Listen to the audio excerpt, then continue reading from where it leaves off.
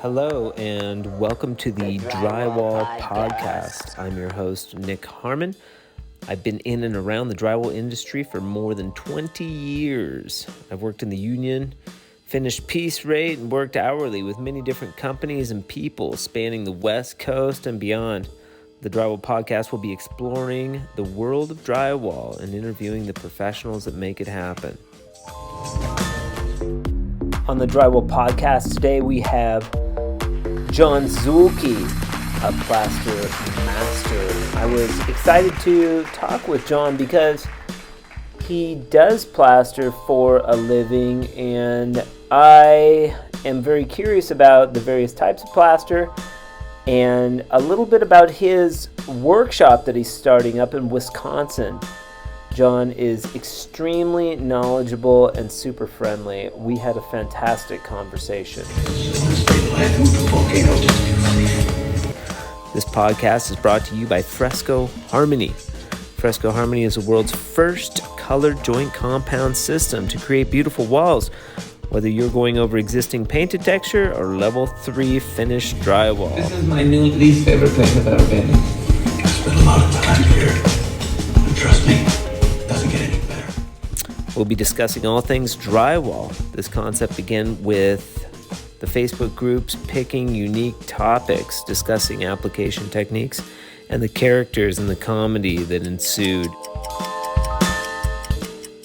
Let's get into it. Now, John Zuelke out of, where are you located? Manitowoc, Wisconsin, right on the lake shore, Lake Michigan.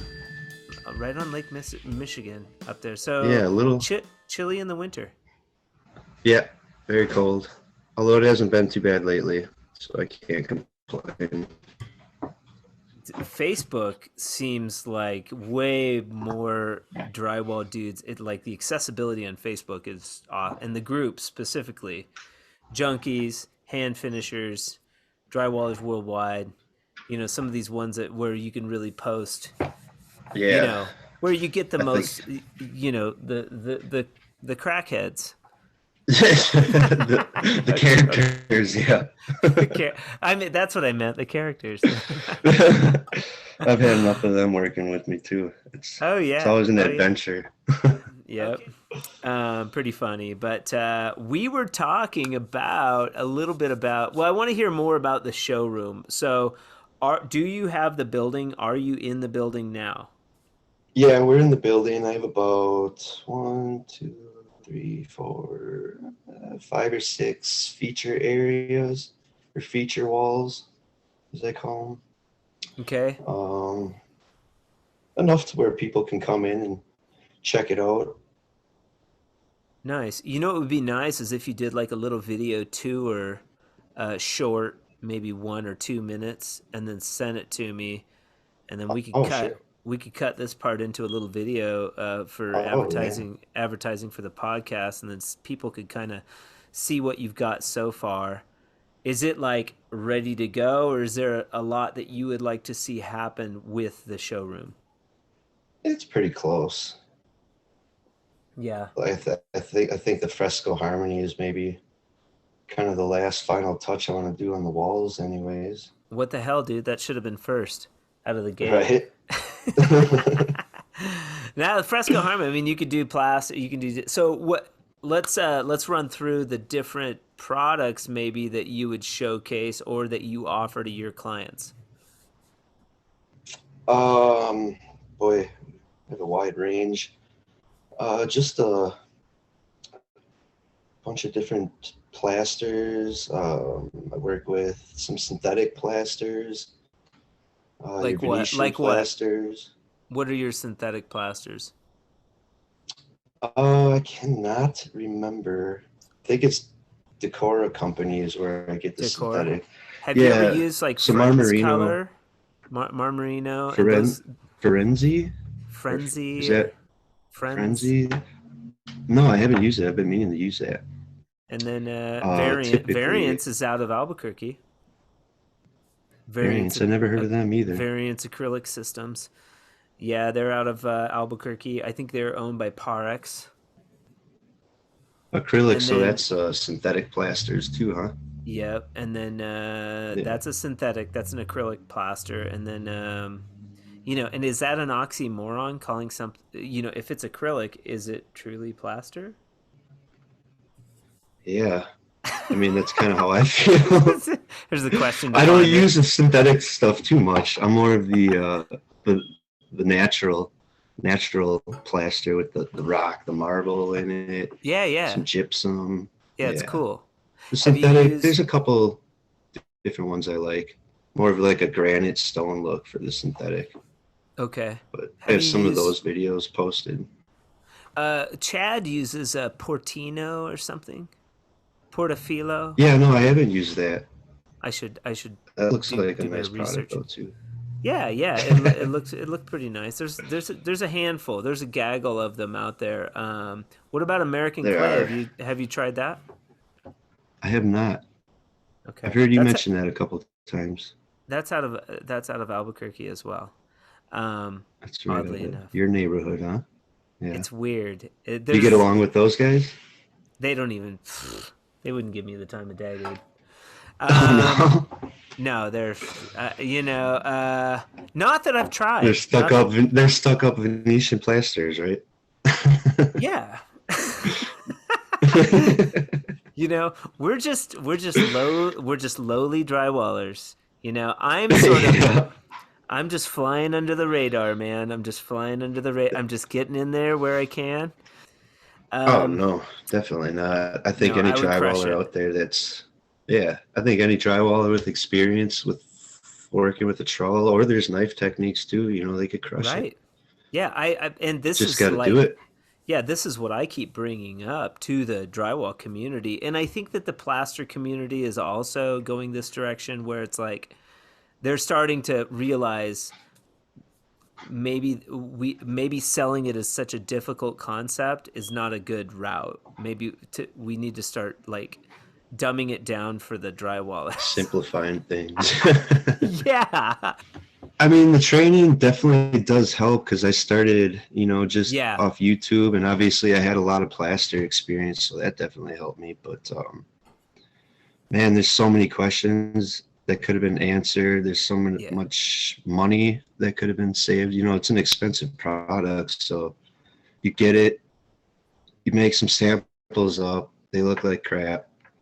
So you get some more, then you got to do, I mean, nobody's just going to let you come mess up their wall for, The learning curve with plaster. I mean, oh yeah, this is a I good mean, you can direction. spend a lot more money.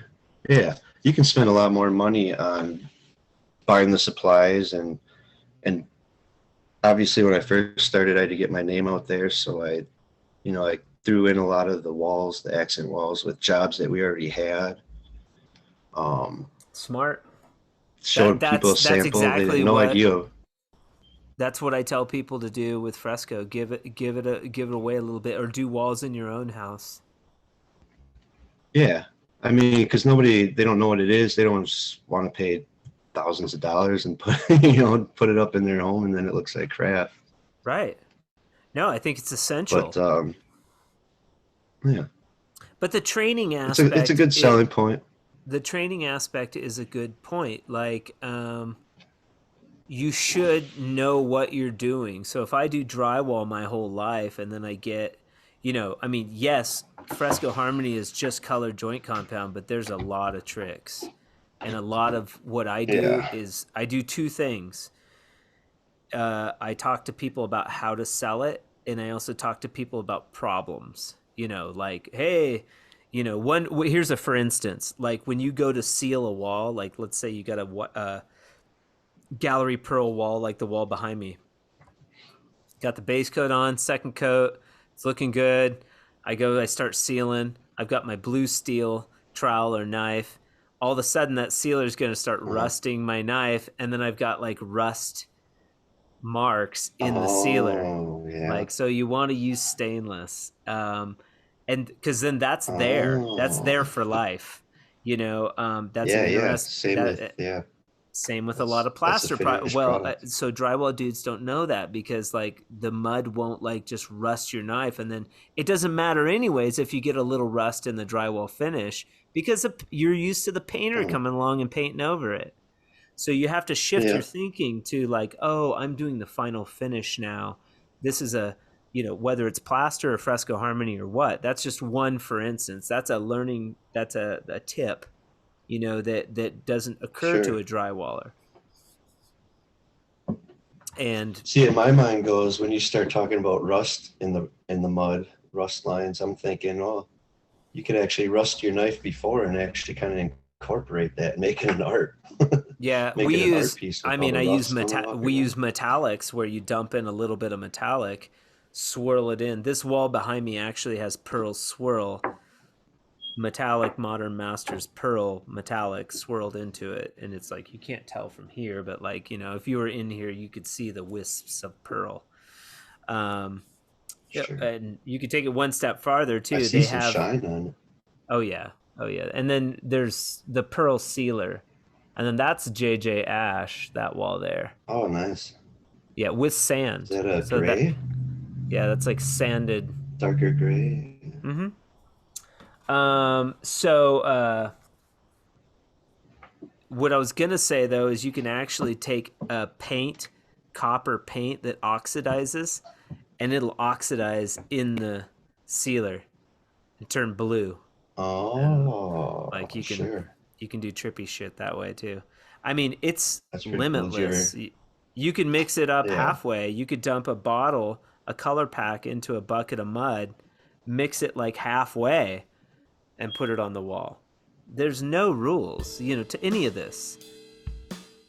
John and I continue to discuss various aspects of application techniques, and we get into some drywall conversations, but you can catch the rest of this interview on the Drywall podcast. The full interview will be available on Spotify, Apple Podcast, Podbean, and also YouTube. Be sure to check us out on Facebook and also Instagram. The Drywall podcast is brought to you by Fresco Harmony, making walls better since 2004. Special thanks to John Zuelke for joining us today. We hope you have a fantastic day, and remember, keep drywalling.